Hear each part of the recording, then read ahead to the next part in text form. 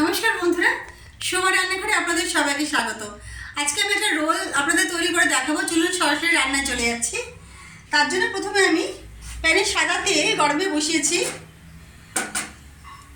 1.5 table spoon মতন। এবার আমি কী কী উপকরণ দিচ্ছি পরপর আপনাদের একটু বলে দিচ্ছি।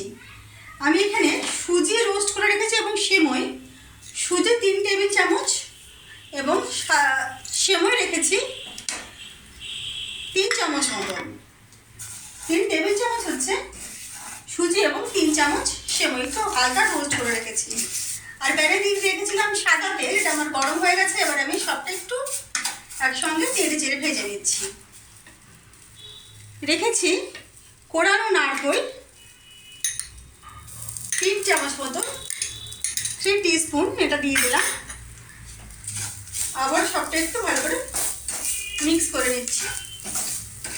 একটা মিষ্টি রোল আমি আপনাদের তৈরি করে দেখাবো। নানা রকম রোল তো আমরা খাই, এবার একটা মিষ্টি রোল আমি তৈরি করছি। দিয়ে দিচ্ছি এর মধ্যে এলাচের গুঁড়ো 1/2 চামচ এবং দিয়ে দিচ্ছি কিছু ড্রাই ফ্রুটস, কাজু, কিশমিশ, চিনেবাদাম। এটা আপনারা যে যেরকম পছন্দ করেন সেই মতো এটা দিয়ে দেবেন। আবারও একটু ভালো করে ভেজে নিচ্ছি ড্রাই ফ্রুটসের সঙ্গে সুজি, সেমই। এবার আমি দিয়ে দিচ্ছি একটু জল, এটা সেদ্ধ হতে হবে।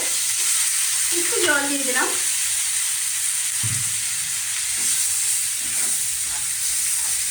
হালকা নাড়াচাড়া করে আমি এখানে রেখেছি লিকুইড দুধ, এটা মোটামুটি 2 টেবিল চামচ আমি দিয়ে দিলাম।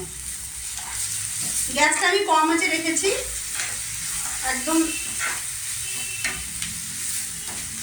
একটু মিক্স করে আমি দিয়ে দিচ্ছি আন্দাজ মতন চিনি, যে যেরকম মিষ্টি পছন্দ করেন। আমি 3.5 চামচ মতন দিয়ে দিলাম চিনি। আবারও একটু মিক্স করে নিচ্ছি। চিনিটা গলে যাবে, তার সঙ্গে সঙ্গে কিন্তু এগুলো আমার সেদ্ধ হয়ে যাবে। আচ্ছা, আরও একটু দুধ আমি দিয়ে দিলাম। যেহেতু এটা সুজি, এটা খুব তাড়াতাড়ি টেনে যাবে। এবং দিয়ে দিচ্ছি মিল্ক পাউডার 2 চামচ পরিমাণ। আবারও একটু ভালো করে সবটা মিক্স করে নিচ্ছি। দেখুন আমার পুরটা কিন্তু তৈরি হয়ে গেছে। এটা রান্নাটা দুটো স্টেপে হবে। প্রথমে আমি পুরটা তৈরি করে নিলাম। সুজি, সেমই, ড্রাই ফ্রুটস, এর সঙ্গে লিকুইড মিল্ক পাউডার সব দিয়ে আমার এই স্টাফিংটা আমি তৈরি করে নিলাম। একটু যাতে আট হয় সেদিকে দেখতে হবে। এবং শেষে আমি এর মধ্যে দিয়ে দিচ্ছি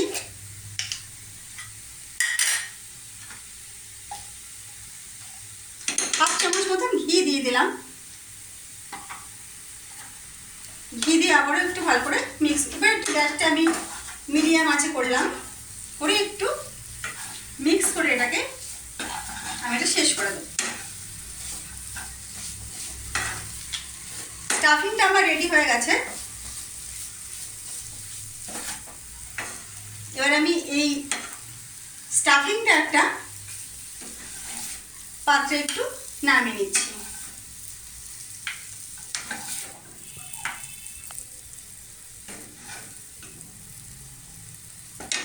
গ্যাসটা অফ করে আমি এটাকে একটু শিফট করে দিচ্ছি। নিয়ে নিচ্ছি আরেকখানা কড়াই। এবার গ্যাসটা অন করে আমি, যেহেতু রোলটা আমি ডিপ ফ্রাই করবো, তার জন্য আমি একটু তেল আগে থেকে গরমে বসিয়ে রাখছি।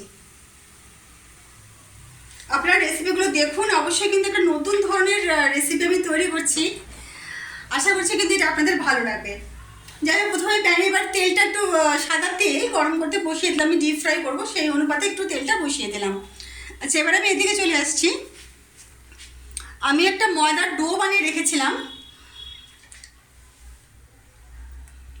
আমি দিয়েছিলাম রাঙা আলু সেদ্ধ 50 গ্রাম এবং তার সাথে দিয়েছিলাম ময়দা 100 গ্রাম, সেদ্ধ করা রাঙা আলু 50 গ্রাম এবং ময়দা 100 গ্রাম।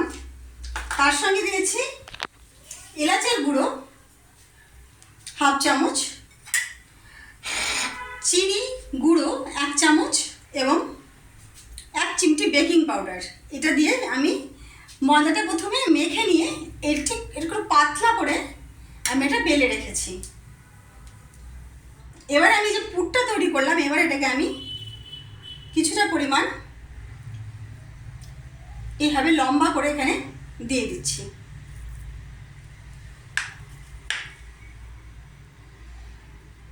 আচ্ছা, এইবার এটাকে আমি প্রথমে 2 সাইড এইভাবে ফোল্ড করে নিচ্ছি। এবার আস্তে করে আমি এটাকে রোলের আকারে এইভাবে মুড়ে নিচ্ছি।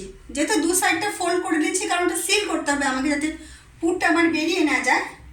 একটা তৈরি হয়ে গেলে আমি আরেকটা আপনাদের গড়ে দেখিয়ে দিচ্ছি।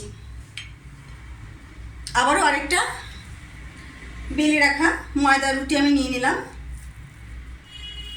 100 গ্রাম ময়দার সঙ্গে 50 গ্রাম রাঙা আলু সেদ্ধ ম্যাশ করা, তার সঙ্গে এলাচ গুঁড়ো চিনি 1 চামচ, সব দিয়ে আমি এটা দেখুন দুটো রোল আমার তৈরি হয়ে গেছে। চাইলে কিন্তু একটু সামান্য জল নিয়ে এই এন্ডটা সিল করে দেওয়া যেতে পারে, যাতে খুলে যাওয়ার কোনো থাকবে না, রিস্ক থাকবে না। এবার আমি একটু ভালো করে এটাকে এন্ডটা সিল করে দিলাম। এটাকেও করে দিচ্ছি একটু জল দিয়ে লাগিয়ে। এবার এটাকে আমি সিল করে দিলাম। এবার চলে আসি এদিকে। আমার তেলটা কিন্তু গরম হয়ে গেছে, সাদা তেল, এটা গরমে আমি বসিয়ে রেখেছিলাম। এবার আমি এই তৈরি করা রোলটা আস্তে আস্তে ছেড়ে দিলাম।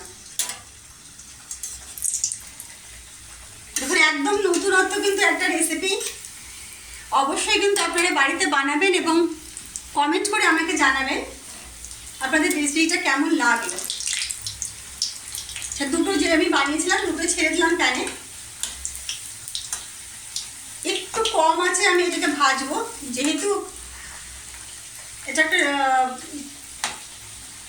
ভেতরে কোটিং রয়েছে, সেই জন্য যদি ভেতর অবধি এটা সেদ্ধ হয় এবং ভাজাও হয়, তার জন্য আমাকে কিন্তু এটা কম আছে একটু ভাজতে হবে। বেশি আছে ভাজলে উপরটা লাল হয়ে যাবে, কিন্তু ভেতর অবধি কিন্তু এটা সেদ্ধ হবে না।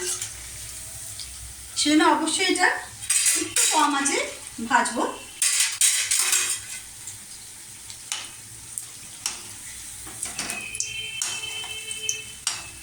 তাতে রংটাও সুন্দর আসবে এবং ক্রাঞ্চিও হবে এবং ভাজাটাও ভালো হবে, সেদ্ধ হবে ভেতর অবধি।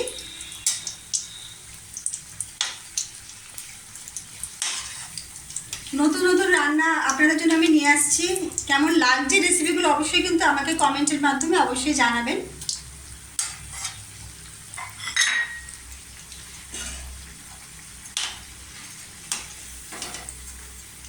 একটা অর্ডার যেটা প্রথমে দিয়েছিলাম মোটামুটি হয়ে এসেছে।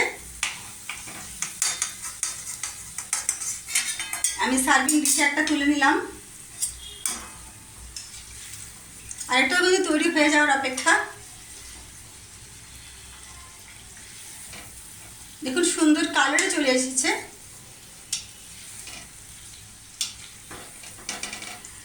ইভিনিং স্ন্যাক্সে কিন্তু অবশ্যই চায়ের সঙ্গে চা হিসাবে এটা কিন্তু সার্ভ করতে পারবেন। নতুনত্ব একটা রোলের রেসিপি তৈরি হয়ে গেলে আমার এই মিষ্টি রোলের রেসিপিটা রাঙা আলু দিয়ে তৈরি করা। বাড়িতে বানান, আশা করছি সবার ভালো লাগবে।